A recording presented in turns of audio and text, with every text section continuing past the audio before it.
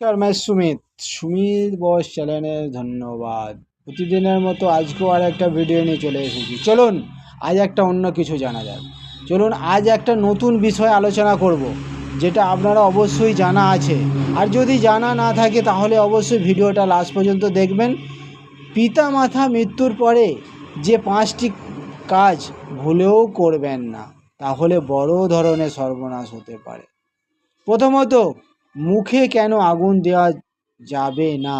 কারণ বিশুদ্ধ স্বাস্থ্য দর্পণে 64 পৃষ্ঠাতে বলা হয়েছে, যথা মৃতদেহ স্থানের মন্ত্র ওং গয়াদিনী চ তীর্থানি চ পুণ্যং শিলাচয়া কুরুক্ষেত্রঞ্চ গঙ্গোচ্চ সরিদ্বারাম কৌশিকী চন্দ্রভাগাঞ্চ সর্বপাপ প্রণাশীনম ভদ্রবকাশং সুরুরয়ং গণ্ডকিং পুনসাং তথা বৈষ্ণবং বরাহঞ্চ তীর্থং পিণ্ডরবাং তথা পৃথিবাং জিয়ানি তীর্থানি চতুরং সাগরস্তথা ধাত্তা তুমনাস্যা সর্বে কীতসানম গদায়ুজনম।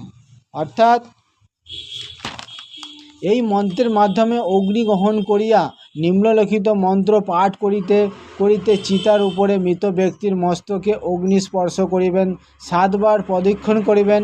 একই মন্ত্র 7 বার বলে অগ্নি দিতে হইবে, যথা ওং কৃতা বা তুং দুষ্করং কুর্মং জানতা বাপ্যজনতা মৃত্যুকালং বৎসাৎ প্রাব্যাং নরহং পঞ্চত্ব মাগতম ওং ধর্মাধর্ম সমায়ুক্তং লোভমোহ সমাকৃতং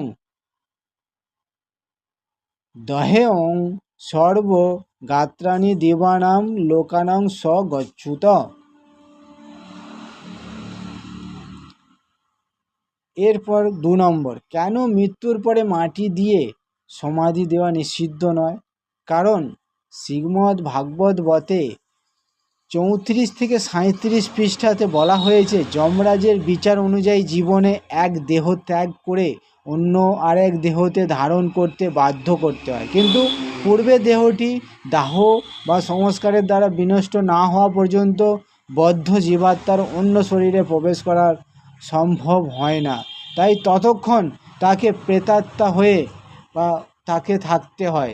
এই আজ এইটুকুই, বাকিটা পরের ভিডিওতে আলোচনা করব। ধন্যবাদ।